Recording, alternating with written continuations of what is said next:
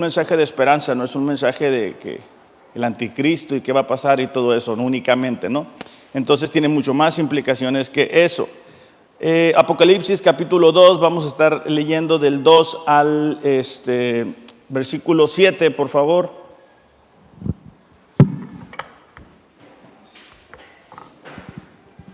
Vamos a orar. Padre, gracias por esta mañana, gracias por la oportunidad de estar aquí, Señor. Pedimos que tú nos hables a cada uno de nosotros, Señor. Que tu palabra no regrese vacía, por el contrario, Señor, que pueda dar un fruto y un fruto en abundancia en cada uno de nosotros. Te pedimos que cada uno tome la porción que le corresponde, lo que tú nos quieres hablar de manera personal. En el nombre de Jesús. Amén. La semana pasada comenzamos esta serie acerca de lo que implica un avivamiento espiritual.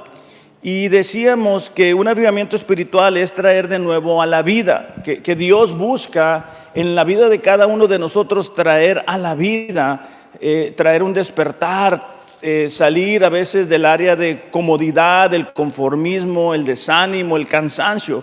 Como cristianos con frecuencia atravesamos esos periodos, ¿verdad?, de desánimo, no nos alcanza el tiempo, no alcanzamos a leer la Biblia, no estamos orando, no somos parte de lo que está sucediendo y eso tarde que temprano nos va secando espiritualmente hablando.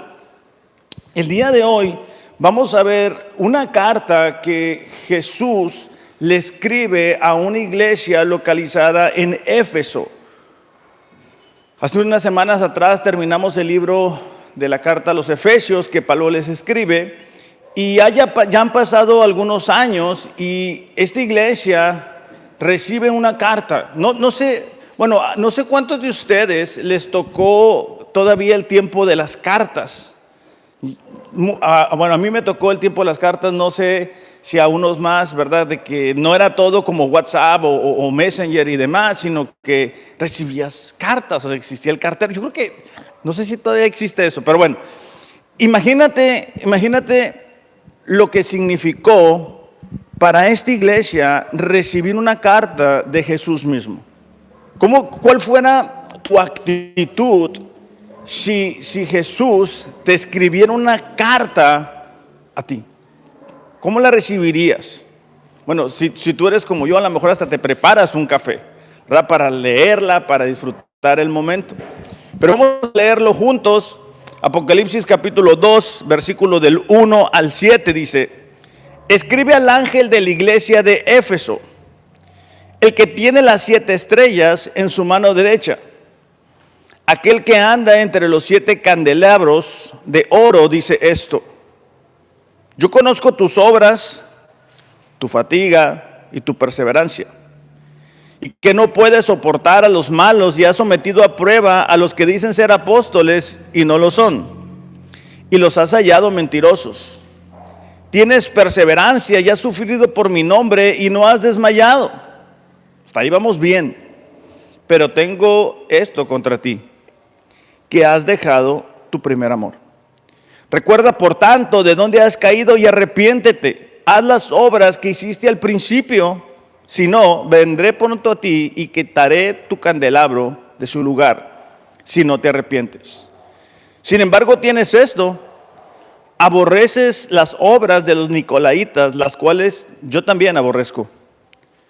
El que tiene oído, oiga que el Espíritu dice a las iglesias: al vencedor le daré a comer del árbol de la vida que está en el paraíso de Dios.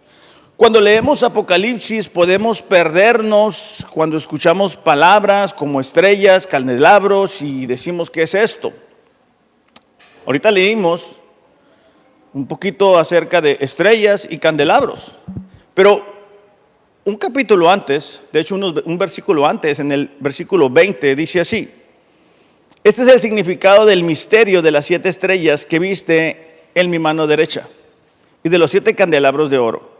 Las 7 estrellas son los ángeles de las 7 iglesias, es decir, los ancianos, los pastores de esta iglesia.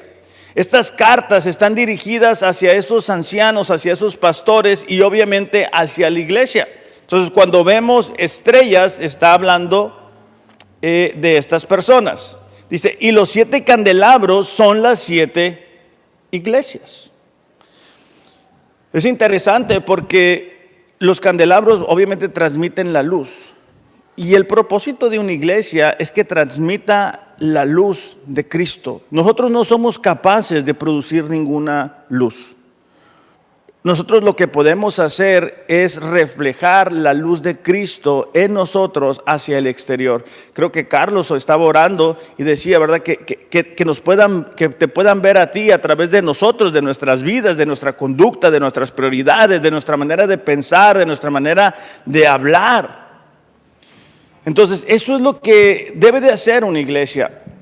Y si estás con tus hojas del sermón, el título del mensaje es La iglesia que perdió su primer amor. Y cuando miramos estos 7 versículos es muy claro la estructura del mensaje, porque en los primeros versículos Jesús alaba a la iglesia. Después Jesús reprende a la iglesia y por último Jesús le hace una promesa a la iglesia. Pero vamos a empezar por el inicio. En el versículo 1 hasta el 3, Jesús alaba a la iglesia. Dice, escribe al ángel de la iglesia de Éfeso. Dijimos que el ángel de la iglesia de Éfeso dice, el que tiene las 7 estrellas en su mano derecha. Estas 7 estrellas dijimos que eran los ancianos, los pastores de la iglesia. Y Jesús está diciendo, yo los tengo en mi mano. Aquel que anda entre los 7 candelabros de oro dice esto. Dijimos que los candelabros son las iglesias. Entonces lo que está implicando aquí es que Jesús está diciendo, yo estoy sosteniendo estas iglesias. Yo estoy caminando por el medio de ellas. Yo estoy al pendiente de esas iglesias. Y por eso al principio te decía, ¿cuál fuera nuestra actitud si lográramos entender que Jesús te está enviando una carta? Y te dice, hey, yo conozco tu iglesia. Yo estoy sosteniendo la iglesia. Yo estoy caminando por el medio de la iglesia. Dice, yo conozco tus obras, tu fatiga, perseverancia y que no puedes soportar a los malos. Y que has sometido a prueba a los que se dicen ser apóstoles y no lo son. Tienes perseverancia y has sufrido por mi nombre y no has desmayado. Es interesante cuando dice fatiga y otras versiones dicen trabajo y la palabra es copos y describe un trabajo que nos hace sudar, un trabajo duro, que nos deja exhaustos, la clase de trabajo que demanda de nosotros toda la energía que tenemos, nuestra concentración mental. Jesús estaba diciendo, iglesia, yo conozco tu esfuerzo, yo sé todos los sacrificios que has tenido que hacer, yo los conozco, yo estoy contigo, yo sé lo que haces, yo sé que muchas veces te quedas sin fuerza. Para nosotros, ese es un mensaje de ánimo, porque muchas veces hacemos cosas para Dios y pensamos que Dios no se da cuenta, o pensamos que como no vemos el resultado, entonces Quizá no lo estamos haciendo lo suficientemente bien. Y cuando hablamos de iglesia, no es únicamente lo que hacemos aquí. Es lo que hacemos en casa. Es lo que hacemos para buscarle a Él. Esta iglesia de Éfeso tiene una historia muy interesante. Vamos a poner una marca en el libro de Apocalipsis porque ahorita vamos a regresar. Pero solamente para recordar un poco la historia de esta iglesia, en Hechos capítulo 19 nos cuentan la historia. Al parecer, cuando fue el Pentecostés, algunas personas de esa zona estuvieron ahí y se acercaron a Dios, conocieron el Evangelio y se lo llevaron a donde ellos estaban. Pero en el versículo 8 de Hechos 19 dice, Pablo entró en la sinagoga y por 3 meses continuó hablando abiertamente, discutiendo y persuadiéndoles acerca del reino de Dios. Pero cuando algunos se endurecieron y se volvieron desobedientes, hablando mal del camino ante la multitud, Pablo se apartó de ellos, llevando a los discípulos, y discutía diariamente en la escuela de Tirano. Es decir, Pablo durante algún tiempo estuvo ahí, pero como siempre hubo gente que se levantó y no quiso escuchar. Entonces cuando esa gente no quiso escuchar, Pablo, a los que sí querían escuchar, a los que sí les interesaba lo que Dios les quería decir, se los lleva a una escuela de Tirano. Tirano es, ¿cómo decirlo? El nombre de una persona, o sea, no es un tirano un tirano, ¿ok? Nada más para que no se vayan a confundir. Versículo 10, esto continuó por 2 años. De manera que todos los que vivían en Asia oyeron la palabra del Señor, tanto judíos como griegos. Dios hacía milagros extraordinarios por manos de Pablo, de tal manera que incluso llevaban pañuelos o delantales de su cuerpo a los enfermos, y las enfermedades los dejaban, y los malos espíritus se iban de ellos. O sea, imagínate lo que estaba sucediendo en esa región. O sea, Pablo mismo, estando ahí durante 3 meses, estando ahí 2 años, hablándoles del reino, Dios haciendo milagros. ¿Okay? Entonces, cuando Jesús envía la carta y les dice, hey, yo sé el trabajo de ustedes, yo recuerdo el inicio de ustedes, nos está trayendo al inicio de esta iglesia. Y lo mismo aplica a la vida de cada uno de nosotros. ¿Cuándo fue que conocimos a Dios? ¿Qué es lo que Dios comenzó a hacer en un inicio en nuestras vidas?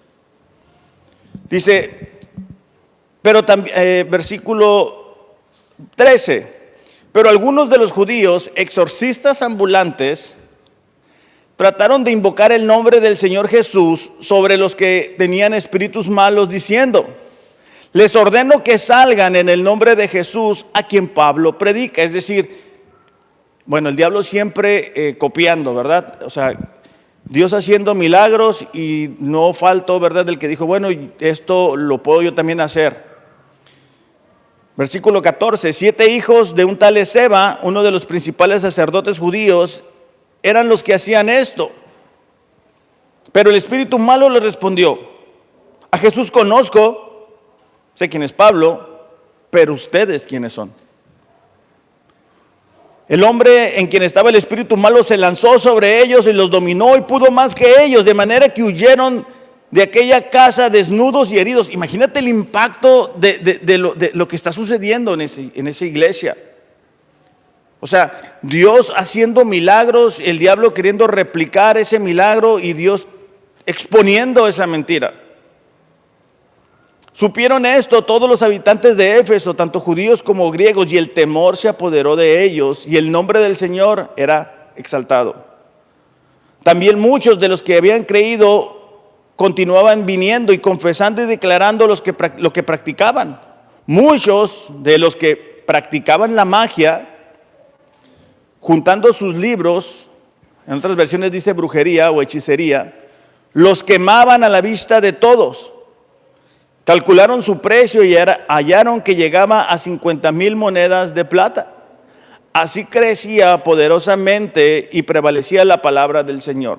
Entonces, cuando entendemos esto, cuando recordamos la historia del inicio de la iglesia de Éfeso, entendemos que la carta dice, hey, yo conozco tus obras, yo conozco tus inicios, yo sé cómo empezaste, yo sé lo que tuviste que pagar por acercarte a mí, iglesia de Éfeso.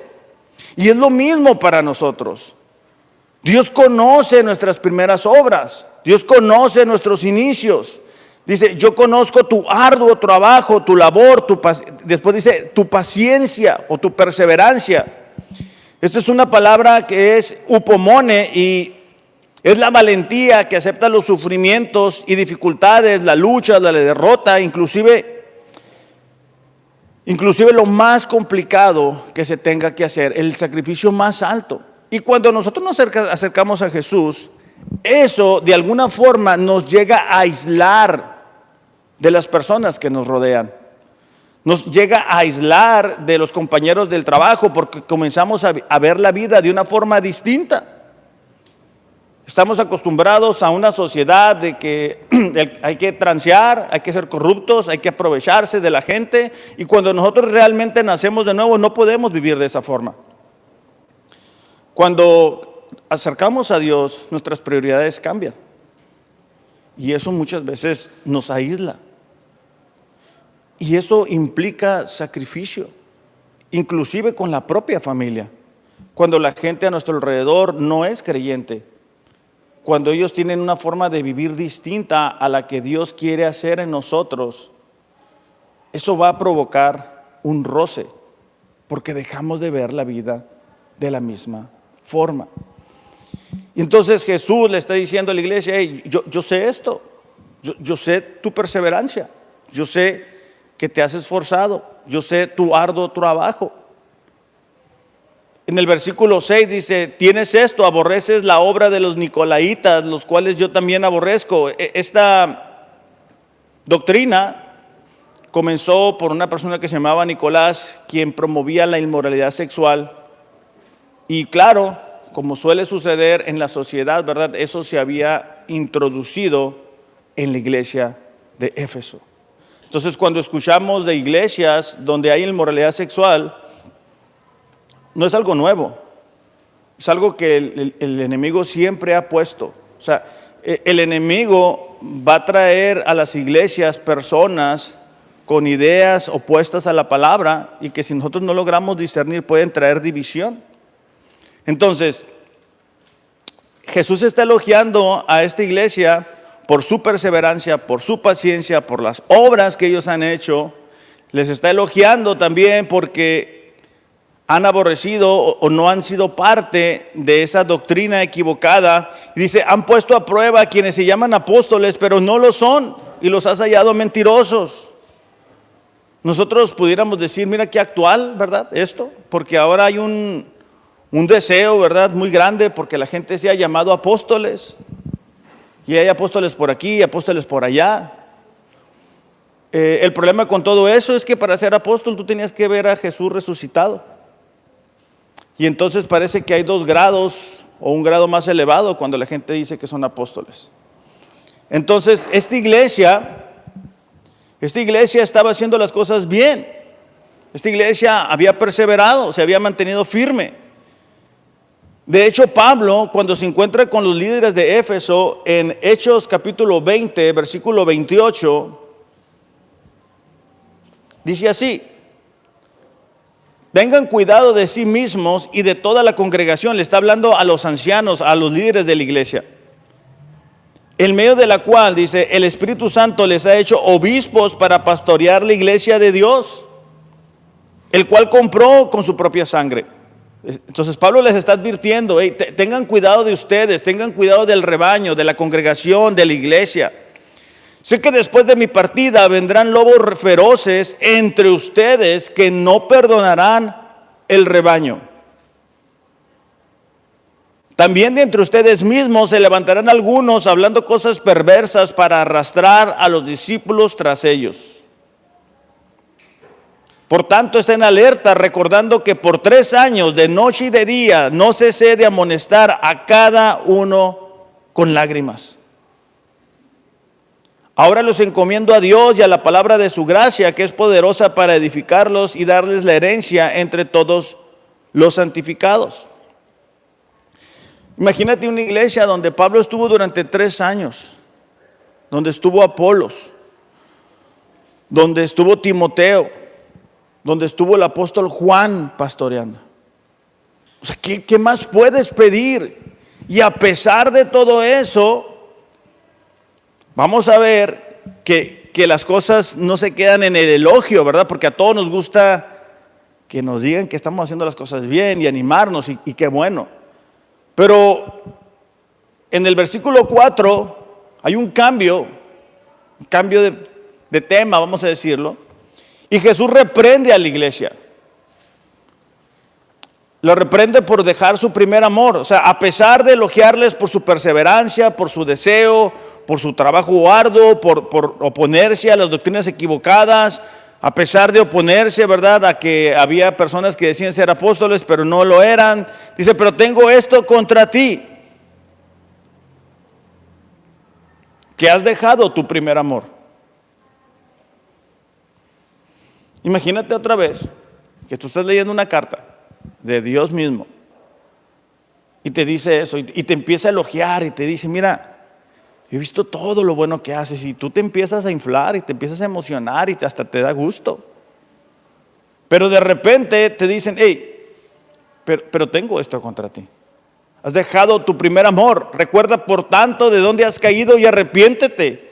Y haz las obras que hiciste al principio, si no vendré a ti y quitaré tu candelabro de su lugar si no te arrepientes. Esta expresión, has dejado tu primer amor, es dejar ir, es despedir, es abandonar.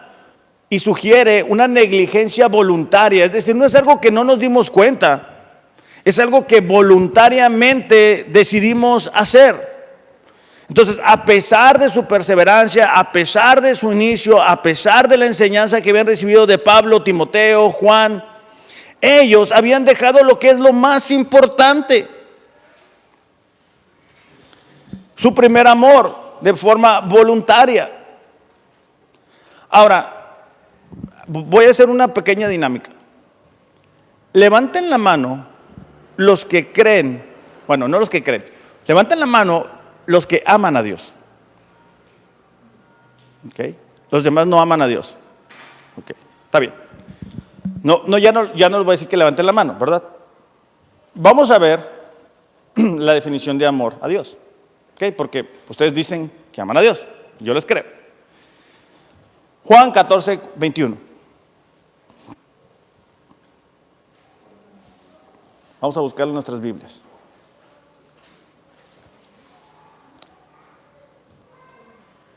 Dice, estamos listos porque quiero que lo vean con sus ojos.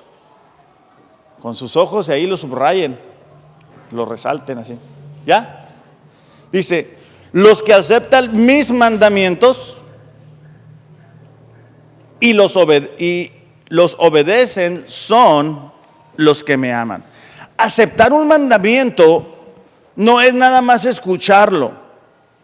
Aceptar un mandamiento es decir, me someto a ese mandato que me están dando. No somos obedientes por leer en la Biblia algo y ya, mira, ya lo acepté. No, es cuando lo ponemos en práctica.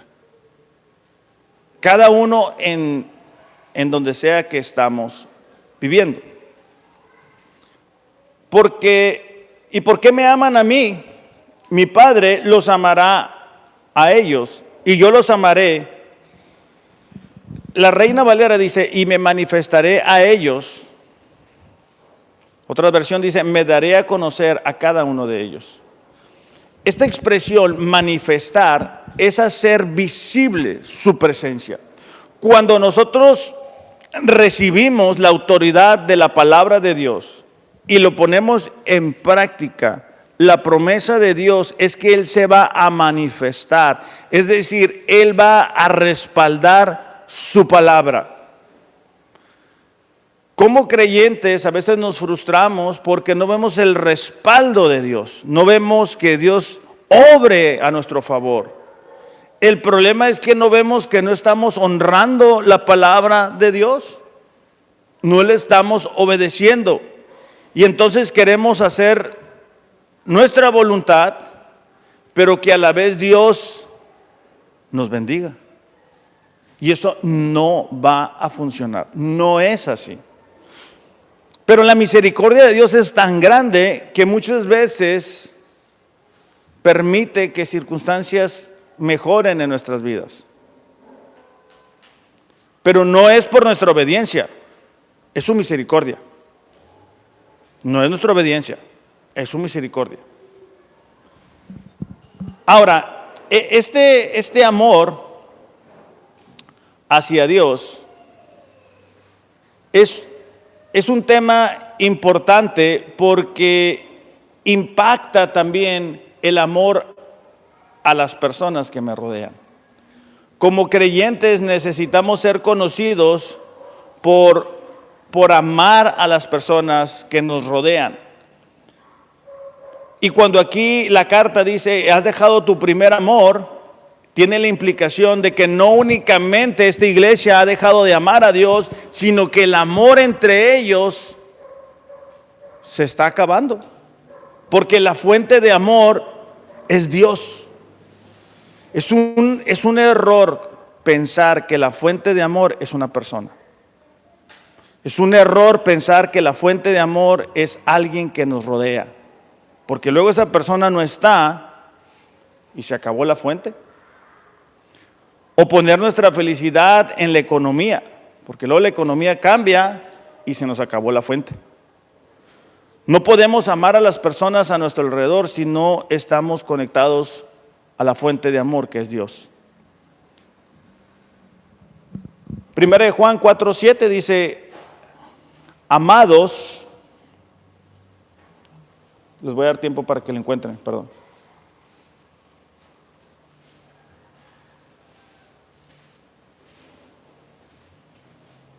Es la primera carta, no es el Evangelio de Juan. Dice: amados, amémonos unos a otros, porque el amor es de Dios, y todo el que ama es nacido de Dios y conoce a Dios. El que no ama no conoce a Dios, porque Dios es amor. Más claro no se puede. Ahora, dependiendo nuestra situación, es como expresamos ese amor, pero va a implicar sacrificio, va a implicar actos de generosidad, va a implicar salir de nuestra área de comodidad o de tranquilidad. Y es a lo que Dios nos llama a nosotros como creyentes. El mundo está lleno de personas que buscan su interés, que buscan su beneficio. Pero cuando alguien hace un acto de bondad de forma desinteresada, es como nosotros mostramos al mundo que hemos nacido. De hecho, Jesús, diciéndole a los discípulos, les comenta en Juan 13, el amor que se tengan unos a otros será la marca distintiva de que son mis discípulos. No que digas que el domingo viniste a la iglesia. El amor entre nosotros, cuando salimos, cuando estamos con la gente difícil, la gente complicada, la gente que abusa, es ahí donde nosotros manifestamos que somos hijos de Dios. Cuando estamos en un cuarto oscuro, poquita luz es lo suficiente para disipar la oscuridad. A lo mejor tú eres el único creyente en tu familia, pero con tu sola vida reflejas la luz de Cristo. Y poco a poco esa luz va a ir iluminándoles sus vidas. Entonces, aquí hay un problema, porque ya pasamos de los elogios, de la paciencia, de todo lo bonito, a que Dios le está diciendo: hey, te has olvidado de lo más importante. O sea, te has olvidado de lo que es vital para tu vida espiritual. No sé si a ustedes les ha pasado, ¿verdad?, que van a un lugar a comprar algo y salen con 10 cosas, pero te olvida lo más importante, a lo que ibas. Bueno, Apocalipsis 2:5 dice: recuerda, por tanto, de dónde has caído.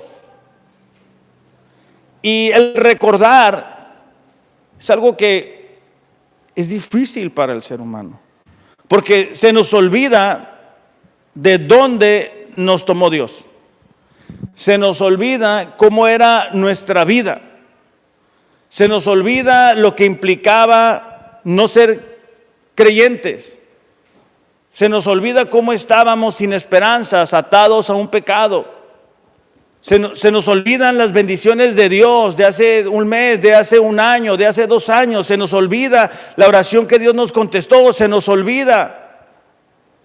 Y estamos enfocados en lo que quisiera para un futuro. Pero aquí Dios le está diciendo: hey, recuerda, acuérdate cómo eras, acuérdate cómo estabas. Yo no sé cada uno de ustedes cómo estaba, pero la realidad es de que pocas personas estaban en su punto más alto cuando se acercaron a Dios y le entregaron su vida hecha a pedazos a Dios y le dijeron: mira, esto es lo que yo tengo. Y ahí Dios con eso empieza a ser una nueva persona. Ahora, esta carta es una carta de amor. O sea, aún en la reprensión, Dios expresa ese amor, ese mismo amor que le hizo que Jesús fuera a la cruz a morir por nuestros pecados. Es hey, acuérdate cómo eras. Acuérdate las cosas que hacías al principio. Yo he escuchado con frecuencia a personas decir, no, es que yo cuando recién me convertí hacía esto, hacía lo otro, iba, venía, subía, bajaba, predicaba, evangelizaba, invitaba gente. Y claro, eso es muy bueno, pero son las victorias del pasado. Tú no puedes vivir de victorias del pasado. Necesitas que esas victorias del pasado te ayuden y te motiven a seguirte esforzando por agradar a Dios. Que tú puedas recordar, hacer un ejercicio, ¿cuáles son las oraciones que Dios me ha contestado? ¿Cuáles son las cosas que Dios ha respondido para cada uno? Y eso te va a decir, oye, si Dios me ha contestado tantas cosas, si Dios me ha ayudado en tantas cosas, ¿cómo no me va a ayudar en el presente? Por eso yo les invito, hagan una lista de oración en una hoja y anoten ahí la respuesta de Dios, porque tendemos a que se nos olvide. Después dice, recuerda de dónde has caído y arrepiéntete. Arrepentimiento es un cambio en la manera de pensar, un cambio de actitud, un cambio de vida. No es suficiente el decir, sí es cierto, yo soy ese que se le ha olvidado lo más importante, el primer amor, yo soy. Y ya, eso no ayuda. Es cuando cambiamos nuestra manera de pensar. O sea, es cuando nuestra vida da un giro de 180 grados. Y les voy a dar un ejemplo. No sé cuántos de ustedes han platicado con alguien que a lo mejor está haciendo algo que te lastima, te incomoda, y tú hablas con esa persona y le dices, mira, lo que tú estás haciendo me está lastimando, me gustaría que lo hiciéramos diferente. Nuestra relación no está funcionando como debería de estar funcionando porque me estás hiriendo de esta manera. Y entonces la persona dice, sí es cierto, y sigue actuando igual. La pregunta es, ¿eso ayudó en algo? ¿Se arregló el problema? Claro que no. Entonces, como cristianos, muchas veces el problema es de que estamos aquí y decimos, sí es cierto, me estoy equivocando, he dejado mi primer amor, pero seguimos viviendo igual. Uno de nuestros problemas más grandes es que no logramos acomodar las prioridades en el orden correcto. Y entonces, el tiempo para Dios no nos alcanza. Seas hombre o seas mujer. Si eres hombre, muchas veces es el trabajo, ¿verdad? No me alcanza el tiempo para buscar a Dios. No me alcanza, no puedo leer, no puedo orar. Mira, déjame te digo esto. Cuando Dios venga, no te va a preguntar, oye, ¿cuánto estabas ganando de tu sueldo? Porque eso es lo más importante aquí. ¿Cuánto estabas trayendo a la casa? ¿De cuántos cuartos es tu casa? ¿Qué año es tu carro? Esas son las preguntas que no te van a hacer. Para la mujer, no creas que cuando venga Dios te va a decir, a ver, ¿tienes toda la ropa tendida? ¿Está todo acomodado, los trastes? ¿Tus hijos están bien? No quiero decir que no sea importante, iglesia. O sea, no quiero decir que la casa sea un desorden. O no quiero decir que el hombre no trabaje. Digo que eso en un orden de prioridad no está arriba. Cada vez que vamos a tomar una decisión tenemos que considerar esto, ¿cómo va a afectar mi relación con Dios? Oye, quiero agarrar otro trabajo, ¿cómo va a afectar tu relación con Dios? Quiero comprar esto, quiero adquirir esta deuda, ¿cómo va a afectar tu relación con Dios? Porque si no vamos a poder cambiar. El día tiene 24 horas, no puedes sacar más de eso. Y si no tienes tiempo para Dios, lo que estás haciendo no te está funcionando. Entonces, Jesús le está hablando a la iglesia y le está diciendo, hey, arrepiéntete. Leímos al principio, ¿verdad? Que muchos de ellos confesaron sus prácticas pecaminosas, llevaban sus libros de hechicería, los quemaron, trajeron los libros de conjuros, todo eso. Ese fue el inicio de la iglesia de Éfeso. Ahora, ¿cuál fue tu inicio? ¿En dónde estabas cuando Dios te alcanzó? Cuando Dios te ofreció el regalo de vida eterna. Cuando Dios te dio lo más preciado, algo que tú no puedes comprar. ¿Dónde estabas cuando llegaste con Dios clamando por perdón y misericordia? Porque es ahí a donde tienes que volver. O sea, eso es lo más importante, iglesia. No decir, ay, voy a leer la Biblia porque si no me van a preguntar el domingo ay, no estoy leyendo la Biblia en un año. ¿Y qué va a decir el pastor? No, lo que yo diga no es tan importante. Lo que es más importante es lo que Dios ha dicho. Entonces, esta carta son prototipos para prototipos de iglesia. Entonces, no únicamente le está hablando a la iglesia de Éfeso, y a lo mejor nosotros podemos decir, de Éfeso ahora se les olvidó. No, te está hablando a ti, me está hablando a mí. Y está diciendo, lo más importante es Dios, tu primer amor. Eso es lo más importante. Todo lo demás viene después. Todo lo demás, todas las actividades que tenemos que hacer, vienen después. Entonces se requiere una conciencia de pecado para un genuino arrepentimiento. Y vuelvo a lo mismo, un arrepentimiento estaba yendo en esta dirección, me arrepiento y doy una vuelta de 180 grados y comienzo a ir en otro sentido. No es únicamente decir, me equivoqué y le sigo igual. No es eso, no es traer culpa, no es traer condena. Es decir, no puedo seguir viviendo así. Mira, con frecuencia cuando voy a velorios, tú puedes ver la diferencia entre los creyentes y los no creyentes. Por la esperanza que tenemos de pasar de este lugar a estar en la presencia de Dios. Pero no es lo mismo tampoco enfrentar lo que sea que estás enfrentando con Dios que sin Dios. Y eso no implica que todo va a ser agradable, eso no implica que no experimentemos injusticias. Implica que no es lo mismo estar solos que con el respaldo de Dios. Hay un patrón que el pueblo de Israel tenía en el Antiguo Testamento. Vamos a ver ese patrón y a ver si nos identificamos algunos. En Salmo 78 nos describe cómo funcionaba esta nación. Salmos 78, versículo 34. Dice, ¿ya lo encontraron? Dice, cuando los hería de muerte, entonces me buscaban. Se volvían y me buscaban con diligencia. Se acordaban de que Dios era su roca y el Dios Altísimo su redentor. Pero con su boca lo engañaban y con su lengua le mentían. Pues su corazón no era leal para con él, ni eran fieles a su pacto. O sea, cuando venían las pruebas difíciles, ellos iban y le decían, Señor, perdónanos, ayúdanos.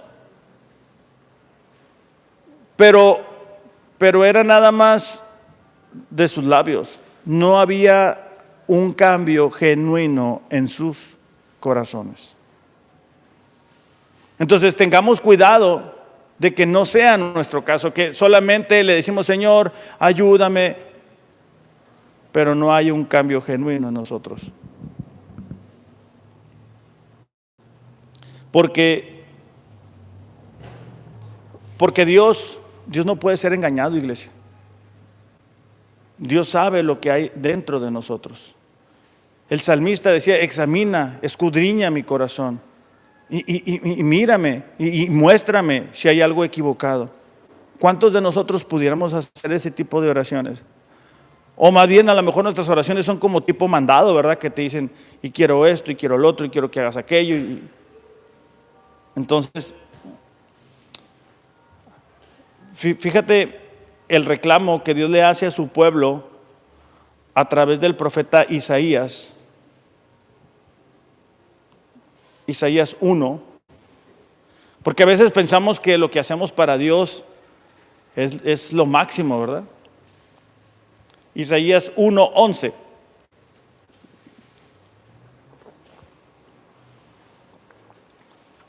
Dice así: ¿qué es para mí la abundancia de sus sacrificios?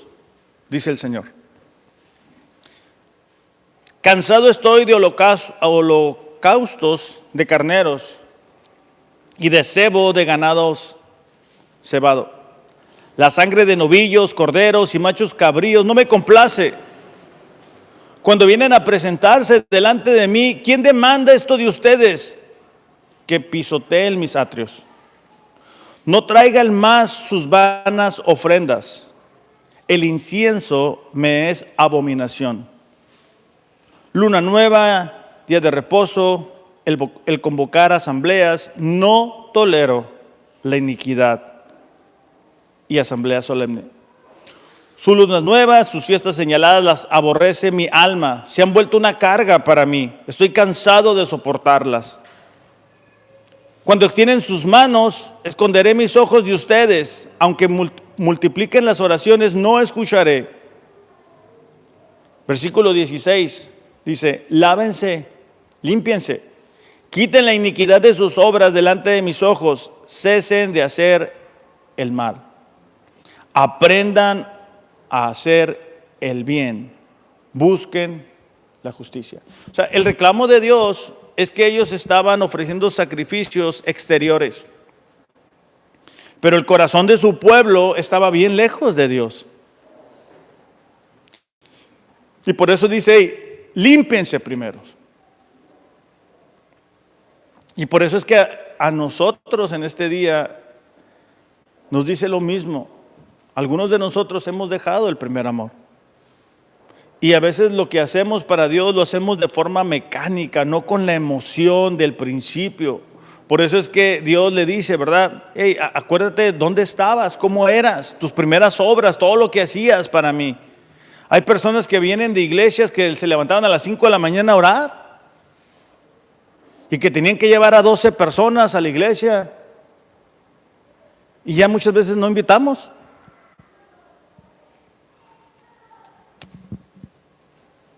El primer amor es lo más importante, iglesia. Todo lo demás es como consecuencia. Tú vas a leer la Biblia porque estás enamorado de Dios. El problema es de que a veces decimos: no, tengo que leer la Biblia, tengo que orar, tengo que ir a la iglesia, tengo que ir al matrimonio. No tienes. Deberías de quererlo hacer por el amor. Y cuando nosotros no tenemos amor por Dios, hay un obstáculo en nuestro corazón. Hay algo que nos está robando. El enemigo es especialista en distraernos, en confundirnos, en ocuparnos, en preocuparnos, en hacer que lo que realmente no es lo más importante se vuelva lo más importante. Y lo urgente mata lo importante. Urgente, tengo que hacer esto, es urgente, pero eso no es lo más importante. Pero tengo que hacerlo. Y así pasan los días y nuestro corazón se va haciendo duro y duro y duro. Número 3, Jesús hace una promesa al vencedor. Dice: el que tiene oído, oiga lo que el Espíritu dice a las iglesias. Al vencedor le daré a comer del árbol de la vida que está en el paraíso de Dios. Ahora, ¿quién es el vencedor? ¿Quién será? Primera de Juan 5:4 nos dice quién es el vencedor. Porque todo lo que es nacido de Dios vence al mundo. Esta es la victoria que ha vencido al mundo: nuestra fe. ¿Quién es el que vence al mundo sino el que cree que Jesús es el Hijo de Dios? Entonces, cuando nosotros depositamos nuestra confianza en el sacrificio de Jesús en esa cruz, pasamos de muerte a vida. Y la promesa de ser partícipes del árbol de la vida es la vida eterna. Ya no hay condenación para nosotros. Ya no hay culpa para nosotros. Y lo que hacemos para Dios lo hacemos por amor, por entender, Dios me amó tanto que envió a su Hijo Jesús a morir por mis pecados. Y yo en agradecimiento hago lo que hago. Me esfuerzo por agradarlo, no para ganar la salvación. La salvación no es algo que nosotros podamos ganar. La salvación es algo que Cristo conquistó en la cruz por nosotros. Lo que nosotros podemos hacer es disfrutar de esa salvación. Y lo hacemos cuando ponemos en práctica nuestra fe. Entonces, lo que Jesús le está diciendo a esta iglesia es, yo conozco sus obras, yo conozco su esfuerzo, yo conozco su trabajo. No pienses que no lo veo, no pienses que no lo conozco. No pienses que no me acuerdo, que no te veo. Porque eso a veces desanima o nos llega a frustrar o nos llega a desesperar, ¿verdad? De decir, bueno, parece que Dios no lo está viendo o no lo está considerando. Pero sí lo está considerando, sí lo está viendo. Pero lo que a veces nosotros no vemos es que hemos dejado lo más importante, que es el primer amor, que es querer pasar tiempo con Dios. Algunos de ustedes, ¿cuántos de ustedes les gusta levantarse muy temprano? Además de Carlos, porque Carlos ya sé que sí, pero ok. Algunos otros les gusta dormirse tarde. Por ejemplo, a mí me gusta levantarme temprano y buscar a Dios temprano. Pero no debemos de hacerlo porque tenemos que hacerlo, sino porque queremos hacerlo. O sea, decir, ¿sabes qué? Yo quiero estar en la presencia de Dios. Yo quiero buscarlo, yo quiero abrir la palabra. Y otra vez, no es que no tengamos nada más que hacer. Esta semana, ¿verdad? Nefi es testigo. Me pasó algo que no me había pasado antes. Bueno, no recuerdo. Andaba cansado y me quedé dormido. Yo no sé cómo no me volaste ahí. Bueno, me voy a checar el corte. Pero es que a veces uno anda cansado, pero uno no puede dejar de hacer lo más importante. Uno no puede dejar que el corazón haga lo que quiera hacer. Por eso es que Proverbios dice, sobre todas las cosas, por encima de todas tus ocupaciones, de todo lo que tienes que hacer, de tu lista, por encima de todo ello, guarda tu corazón, cuídalo, porque determina el rumbo de tu vida. ¿Cuántos conocemos a personas que eran parte de una iglesia y ahorita están bien lejos de Dios? Porque no guardaron su corazón, porque el enemigo vino y les pintó una realidad y los engañó y se los fue llevando y los fue enredando y los fue enredando y ahora están bien lejos de Dios. Pablo le dijo a los líderes, yo con lágrimas los he corregido para que estén bien, para que se cuiden de ustedes mismos, para que cuiden de la iglesia durante 3 años. Y para nosotros, iglesia, no es diferente.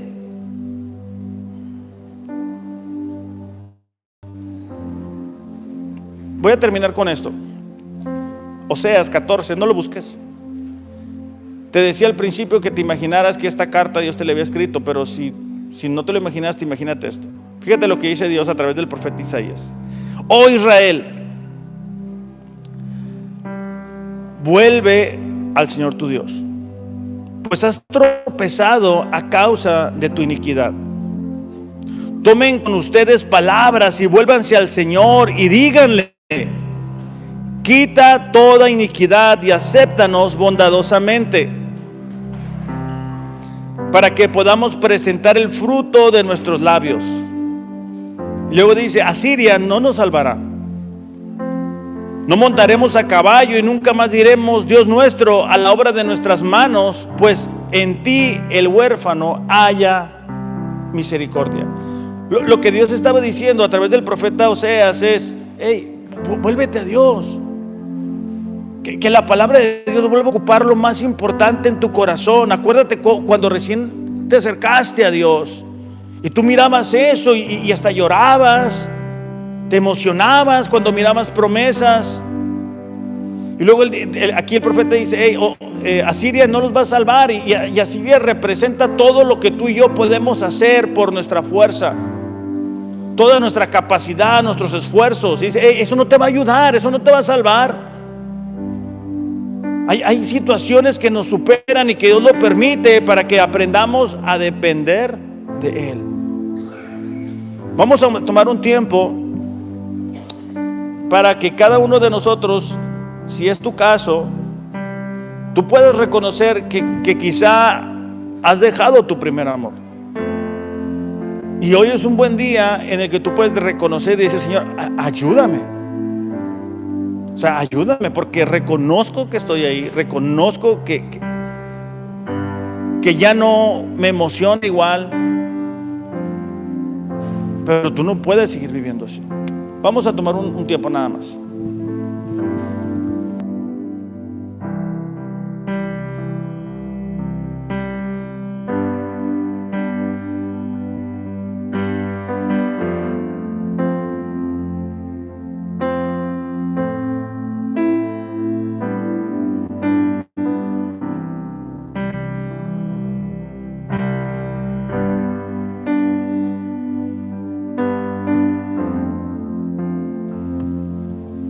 Padre, te damos gracias en esta mañana, porque esta carta, Señor, es una carta de amor que tú has escrito para cada uno de nosotros. Gracias por ayudarnos a entender que tú ves nuestras obras, tú ves que nos hemos esforzado, Señor, que tú ves que hemos intentado hacerlo, que algunos hemos hecho un esfuerzo extra por agradarte a ti.